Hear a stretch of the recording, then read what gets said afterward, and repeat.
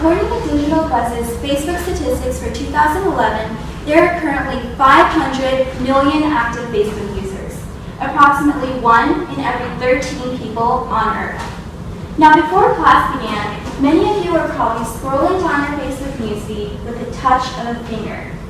But as your heads were buried in your phones, did any of you ever stop to wonder the harmful side effects of social media on your health?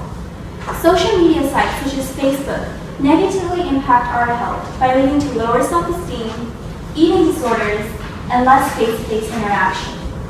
Now let me elaborate on the first point I mentioned in my introduction.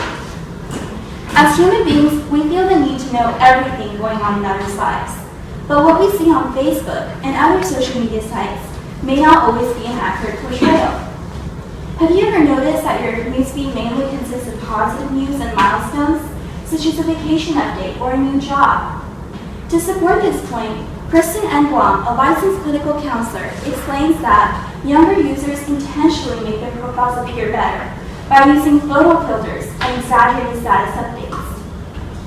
This leads to reality distortion, as users only see the positive aspects of one's life, which also lowers our self-esteem. Let's take an example of real-life status updates from my very own newsfeed. This one says, accepted in the university program, so thankful to all my family and friends who have been so supportive. With 152 likes, this is definitely going to kill your confidence, especially if you've been rejected to that very program. This second example I have here is a vacation update, checking in at the San Francisco International Airport. Now, if you're stuck at home with a pile of work to do, this is definitely going to kill your motivation and confidence. Now that I've explained how social media harms our self-esteem, let's turn to my second main point, how social media causes eating disorders.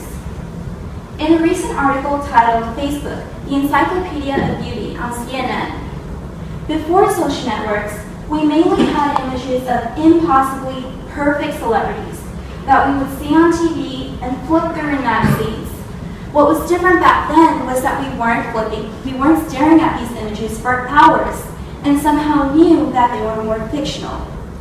In the words of the director of the Center for Eating Disorders, Facebook is making it easier for younger users to spend more time and energy criticizing their bodies and wishing they looked like someone else. In a way, Facebook may be similar to fashion magazines, offering an avenue for younger users to compare themselves to others. Now, just like Vivian explained a few moments ago in her speech, this dissatisfaction and negativity with our bodies can lead to anorexia, bulimia, and intense dieting, which is so harmful for our bodies. Now that I've explained how social media harms our mental health, our self-esteem, and eating disorders, equally intriguing is how social media harms our physical health. With a proliferation of social media sites and mobile devices, more and more people are becoming engaged in their smartphones rather than striking up a conversation. A study of 350 university students in Northern Ireland found that the more time students spent on Facebook, the less time they spent exercising. Now, all those hours spent on Facebook could have been spent outside, getting fresh air and exercise. And Tammy Fuller created Camp Powerman, a weekend camp for campers to totally unwind, where computers and cell phones are banned and playing outside is required. Fuller said that when campers realized that they could totally unwind, they were more patient, calmer, and graceful. In summary, today you've learned how social media causes less self-esteem, eating disorders, and less face-to-face interaction.